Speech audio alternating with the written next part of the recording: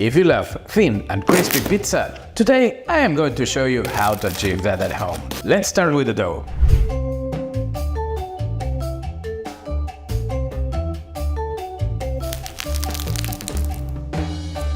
But first, let's go with the recipe. Remember that you can download my app free for Android or iPhone. Here's the link. We put the flour in a bowl, then we add the yeast, the salt, and then the water. We mix everything using this Danish mixer until everything is well combined.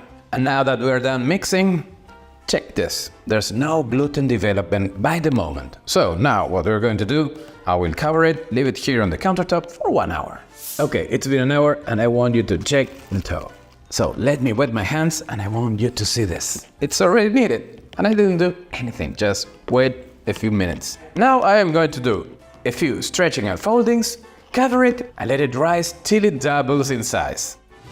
So before we start baking pizza, we need to preheat the oven. That's really important and we need to do it at maximum temperature. Yes, the maximum temperature that your oven reaches, that is the temperature needed for baking pizza. And I'll be also using this baking steel, which is going to help us to get the very thin and crispy and crunchy pizza. And in case you don't have a baking steel, you can easily buy online any pizza stone that you find. But even though you don't have a baking pizza at home, you can use your oven tray upside down. Yes, you've seen that hack in my 40 pizza hack video. Time to preheat the oven. I put the baking steel in the lower part of the oven. We get all the heat from the bottom and we'll get a very crispy pizza. We'll set the temperature of the oven to maximum heat. In this case, this oven reaches around 530 degrees Fahrenheit. If it reaches a little bit more, better. And if it's a little bit lower, it's okay too.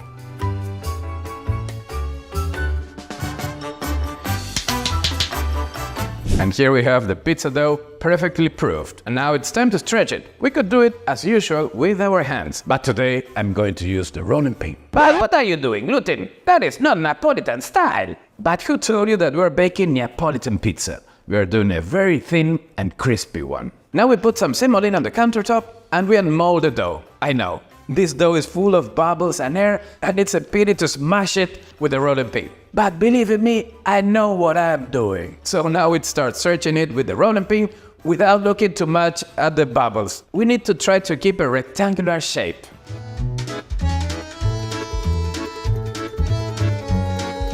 And now that the dough is already stretched, I'm going to reveal the secret of this video. We're going to make a laminated pizza. Yes, like a croissant, with very thin and crispy layers, and to do that, we're going to use olive oil. So now we're going to paint with olive oil half of the dough. And here comes a critical part, folding into itself. Okay, it's not easy. So now let me do the final adjustments. Let me arrange it again. And we paint it one more time till the middle of the dough. And we fold it again. Let me stretch it a little, always keeping that rectangular shape. Now some semolina on the parchment paper. Now we leave it there resting for around 15 minutes. And now that the dough is relaxed, I'll do the final stretching and partially cook it in the oven.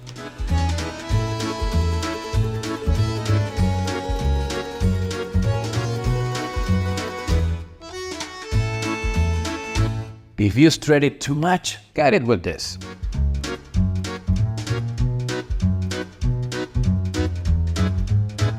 And now we smash the edges.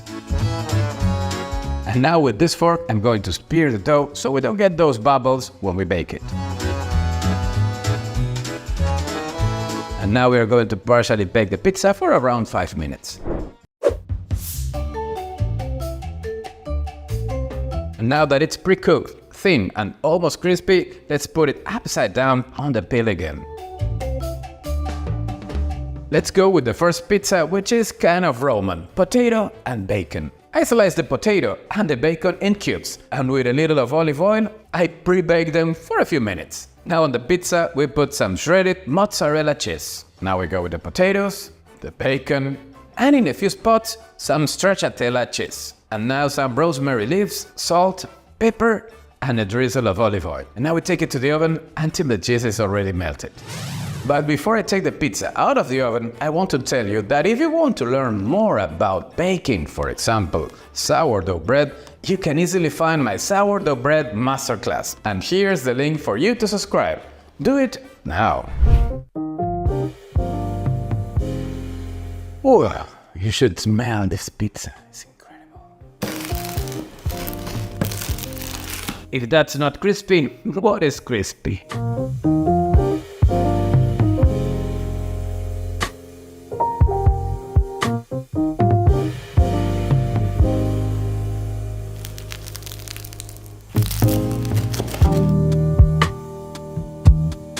And as usual, the best part of the video, tasting.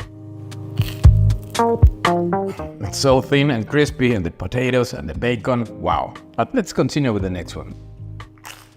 Let's go with the second pizza. We're going to do the same as before. Now that the dough is relaxed, we stretch it again with the rolling pin and do the final adjustment, cutting the edges so we can keep that square or rectangular shape. And now we do the fork thing. Now we're going to pre-bake it for around 5 minutes. And we put on top some San Marzano tomatoes, pinch of salt, and mozzarella di bufala.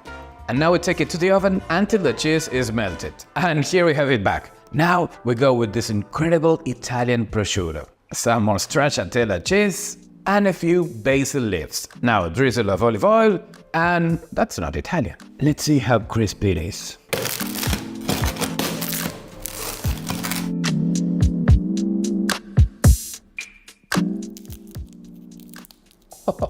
I need to try this.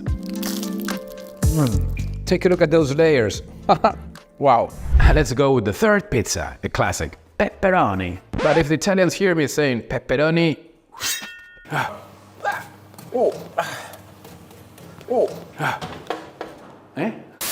And here I have another pre-baked pizza. And now I brush it with tomato sauce, pinch of salt, and some shredded mozzarella. And here comes the pepperoni. Yes, a lot of pepperoni. And totally out of the recipe, a few slices of chives to the oven.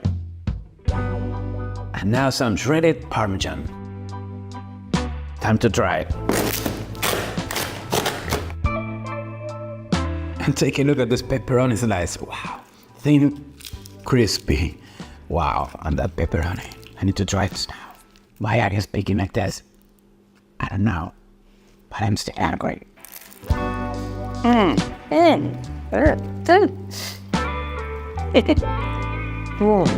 So this thin and crispy dough is incredible without those crunchy layers. And what about the toppings? Tell me which one was your favorite, the potato, the prosciutto, or the pepperoni?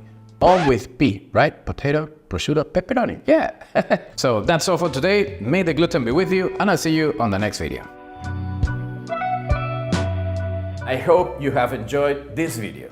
And if you want to learn more about sourdough bread and sourdough starter, I encourage you to check the link on the description.